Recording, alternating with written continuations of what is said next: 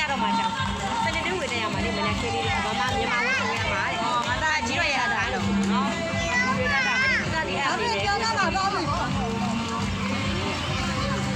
တယ်ကျောင်းသားလေးကိုပြေးနေရတော့မှာလေကျောင်းသားတွေမှာအိတ်ထားလိုက်တယ်ပြည့်ထုတ်ပြီးတယ်မောင်တော့မှာ